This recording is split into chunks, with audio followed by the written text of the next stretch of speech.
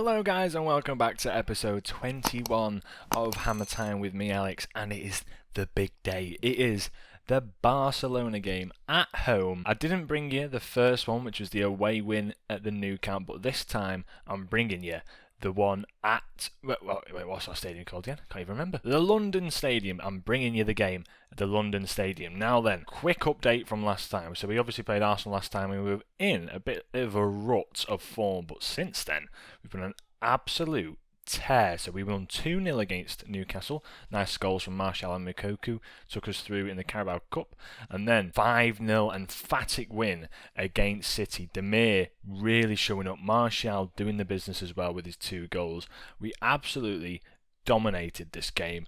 Dominated, and there's tons of goals, so if these are going really, really quick, I'm very sorry. I'm not going to be able to show all of them. Then a 3-1 win against Roma. An interesting one here.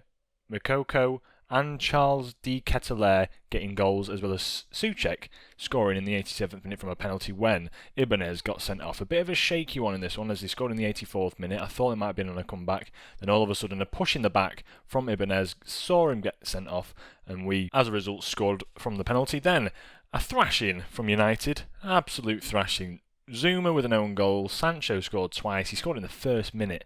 And then Greenwood scored in the first minute of the second half, which was just really bad for the morale of the team. I sort of just saw this game off. Malang Sarr got sent off as well. Sort of showing that we maybe need to get a new goalkeeper in, purely because, as much as I like to say that we've not conceded a lot of goals, the Man City game, they've been playing poor all season. Newcastle, rotated side. And then Copenhagen, you expect to get a clean sheet. Games like Blackburn, we should have saved that. Man United, conceding 4's bad. Roma shouldn't have scored in their game. We just conceded a lot of goals. So realistically, I need to look at a new goalkeeper. And then, finally, against Copenhagen, well, not finally, against Blackburn, we scored 2, got 2-1 win. Copenhagen, a nice 1-0 win there. And then Burnley, this game was really, really good. Martial scored in the 21st and 41st minute. Then Grant got back into it. A minute later, we went straight back up the pitch and Martial scored his hat-trick goal. Then in the 62nd minute, Dolberg scored and getting in on the action. And then Jens Stryger Larsen scored in the 89th minute. So now you're all up to date. A bit of a mouthful, that one. We've got Barcelona today in the Premier League. I'll show you where we're sitting. We're sitting 6th. We're currently 5 points off 4th. Chelsea have a game in hand, so they could go potentially above Southampton, but Southampton having a fantastic season. United storming away with it yet again. Only Liverpool have beaten them, and that was away from home as well in a loss to them. Liverpool were at home essentially. So we're not too far off. 6 points off 3rd. We've got another 14 games. We're exactly halfway. No, we're not halfway through the season. We're near enough, like a third through the season, somewhere around there. We're not doing too badly anyway. Let's put it that way. We're miles off 10th, so we're looking to maybe get in the Europa League spots yet again this year in the Premier League, because we haven't got the strongest squad. In the Champions League, though, we've qualified top of the group. We've had 1 loss, and that was against Roma at home. Otherwise, we've beaten Copenhagen twice, we've beat Roma away from home, and we've beaten Barcelona away from home. So now, playing them at home, there's nothing really to play for here. It's just a case of playing Barcelona. It's such an emphatic stage. As you can see, I'll take you through the other ones. Zebra, Juventus out of the Champions League. Trabzonspor have managed to go through. Villarreal as well. In here, Liverpool and Lazio going through. Ajax completely out of it. Arsenal out of the Champions League. Oh no, they're not out of the Champions League just yet. It comes down to the final day, the final fixtures, should I say. Arsenal have to win that one, or even Sporting Lisbon can go towards this second spot. Olympiacos currently going through. Sevilla and Lille fighting it out, but Leipzig advancing through. Roma out. Big time. Look at that. Minus 10 goal difference. Real Madrid and Monaco fighting it out, but Manchester United winning all 5 of theirs. Then we see Hoffenheim and Madrid going through, and Paris Saint-Germain battling it out with both Milan and Dortmund. No one's safe in this one. Zenit have just been bullied completely. But this is going to be a fantastic final day final few fixtures of the Champions League, should I say. So yeah, as well as that, just a quick update on transfers. We've been given 72 million. If I go full out, we've got 101 million to spend in the January transfer window. So as you can see in the squad that I'm about to put out, I'll show you the team selection. We're going to have to bring in McKennie. Souček can sit in that half-back role. De Ketelaere can come in and play the advanced playmaker role as a live Vlasic a bit further forward. We've managed to sell Fred, Cresswell and Barkley. Torreira's yet to go. But yeah, we're looking all right.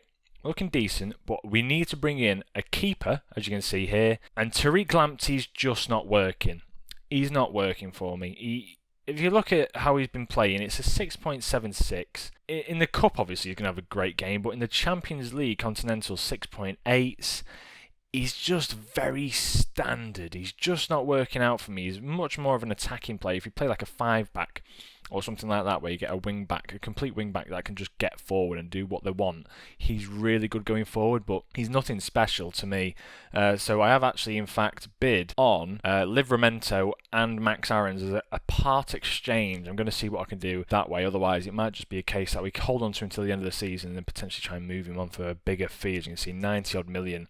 Might be worth forcing him out because Ben Johnson's been in great form, really good form, despite the fact that it's 6.58 there. He's been a better player overall. Demir's having a great season so far. Eze's been pretty decent. He wants to move out on loan, but I think he's happy more or less to stay as a backup to that area. So I'm going to take him off the loan list now, and that's pretty much it. Makoko as well. Let's have a look at how he's been doing. 3 goals in 6 appearances in the league. In terms of actual overall goals, he's managed to score 3 in the league, 1 in the Cup, 1 in the Champions League, and 1 non-competitively. So in 4 starts and 8 substitute appearances, he's had 5 goals, which isn't too bad. Isn't too bad at all. Right, I'm going to cut off the talking now. We're going to get into the thick of it because we need to try and get a big win here against Barcelona. I'm going to rest Martial just for now, and that's going to be pretty much it. So I'll join you back for when we start the game. And let's get into it with Barcelona. I'm forever blowing bubbles, pretty bubbles in the air. They fly so high, they reach the sky, and then like my dreams they fade and die. Fortune's always rising, I've looked everywhere. I'm forever blowing bubbles, pretty bubbles in the air. That's obviously the chant. I'll probably have the chant in the background as well, going as we've got into this big game against Barcelona as we're through on goal already. Makoko. What a finish! 30 seconds in, Makoko has completely sold the keeper for Barcelona, and what a tidy finish that was. McKennie, really good player. Makoko, the tidiest finish I've seen so far on FM. Looks like he's gone to smack it near post and then just chips it over the Barcelona goalkeeper, and that puts us in good stead to win the game as McKennie's there. Dolberg's there, it's bouncing around, and it's just been cleared out by Barcelona 4 minutes in. They are struggling. Elsewhere, who are we watching? We're trying to watch PSG as well here. I think we're the later group. The latter group to play their games, and McKennie gives it to Souček, who has a shot, and it's a great shot towards the near post.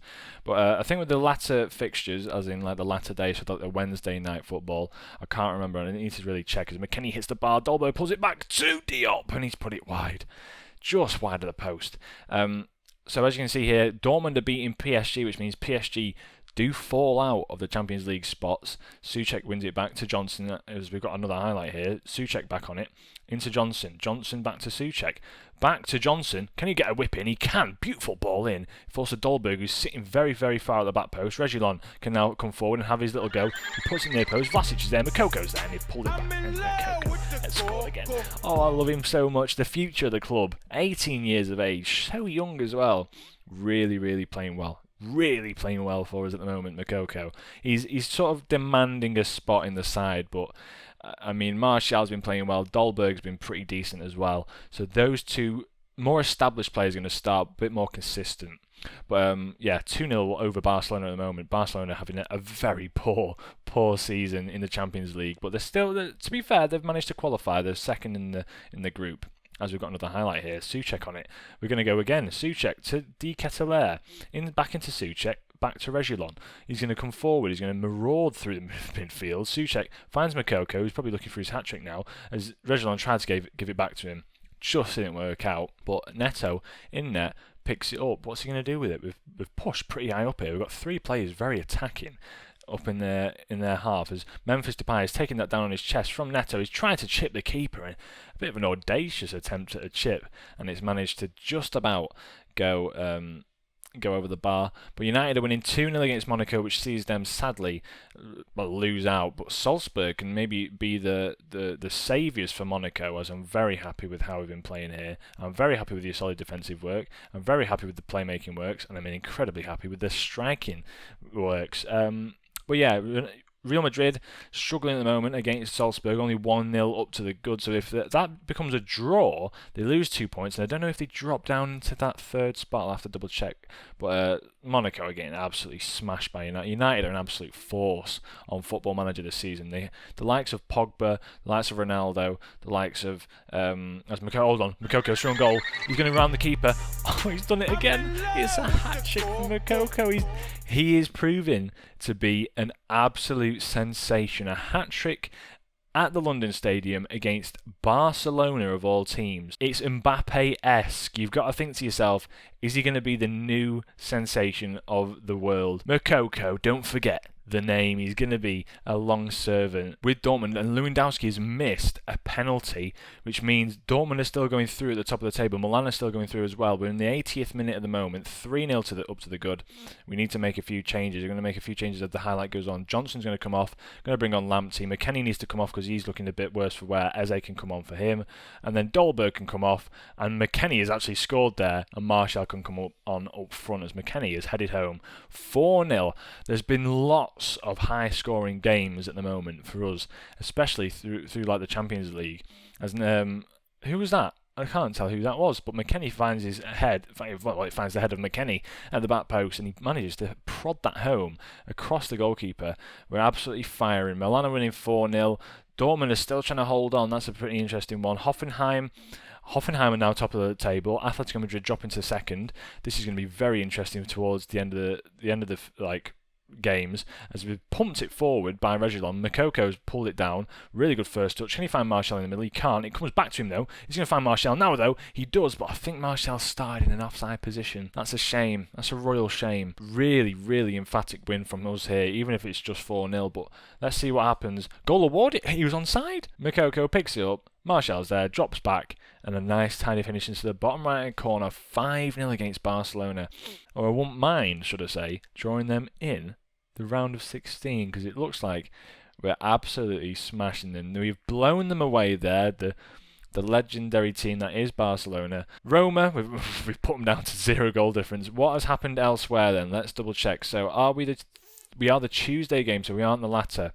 As I'll join you back once we've finished the Wednesday games, because they're going to be more important. So here we are. I've advanced forward quite a hefty bit, but we've got the final results from all the Champions League games. So as you can see here, Dortmund managed to just about get through after drawing, I believe, with PSG. Milan went through as well, so qualified 1 and 2. Then Hoffenheim have managed to pip the top of the group. Atletico Madrid, I'm not sure what happened to them. Where did they manage to draw with Hoffenheim, and Hoffenheim must have been above them just about. Porto drew. If they'd have won by a hefty amount, they might have been able to just about get into this qualified second spot, but hasn't happened for them. Then Monaco obviously fall into Manchester United in a big loss. But Real Madrid managing just to squeeze through on a -2 goal difference, which is pretty mental for Real Madrid. Then us, top of the table. I can't believe it. 5 wins, 1 loss. That 1 loss against Roma, where we were just out of form. Roma finishing bottom of the group as a result, though. Oh, I can't believe it. Barcelona second. Then Lille managed to pip Sevilla. What happened in that game? So they are group. Lille managed to beat Sevilla, and that sent them through. Basel losing again, and Leipzig finishing top of that group. Then Arsenal managing to squeeze through. They beat Olympiacos. Then obviously Bayern Munich beat Sporting as well. So Arsenal are through. Liverpool and Lazio, they still went through. And then obviously Trabzonspor. How have they done that? What is their team looking like? Hamsik. Oh, to be fair, they have got a very good goalkeeper, but in all honesty, this team shouldn't be anywhere near the top of a. I mean, I know you could probably say that about us, but that should not happen. Juventus. What has happened to Juventus? It might be time, boys, to poach a few players in it. Quite like the look of De Ligt. I quite like the look of Kulusevski. Locatelli as well would be a nice little signing. So that takes us through to the next stages. So it's going to be an pretty interesting few teams actually to play against. Dortmund obviously have Haaland and Bellingham. Milan are quite a strong side, but an interesting one nonetheless. Hoffenheim through. Interesting.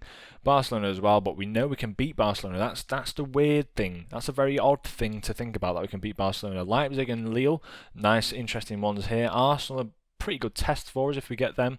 Lazio and Villarreal are getting through as well in their group, as they have quite a nice side as well. Well, yeah, that's going to round up the episode. By the way, Greenwood, absolutely gunman at the moment. Look, 8 goals in 9 games. Didn't do too well last season, but, well, I say too well. He scored 12 goals, but this year, 17 goals in 14 starts, basically 17 appearances. He's scoring a goal a game. He's unreal. So, either way, I'm going to join you back next time. We'll probably come back around about this Aston Villa quarter-final section. That then leads us on nicely, actually. Yeah, it leads us on very nicely to go through to the Champions Cup first knockout round, which I'll probably bring both matches in one episode for. So that we'll have to see who we draw in that. That should be coming up quite soon, actually. The 18th of the 12th. So yeah, look forward to that one.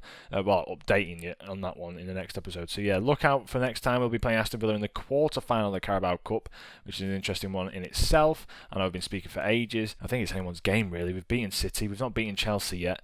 They're a pretty strong side, but we'll have to see what happens in there. So yeah, thanks for watching. If you have enjoyed today's video, please leave a like. I've done probably a lot of editing on this one, just trying to just condense it down for you because it's been a long one. But the big game against Barcelona, I can't believe it. We've managed to get a game against Barcelona. Hopefully we see them again in the future, maybe in the semi-final, the quarter-finals, because we've got the momentum. We know we can beat them, so we'll have to see what we can do. But yeah, thanks for watching. As ever, please leave a like if you did enjoy the video, subscribe if you are new, and I'll catch you in the next episode. From me, Alex, have a great day. Ciao.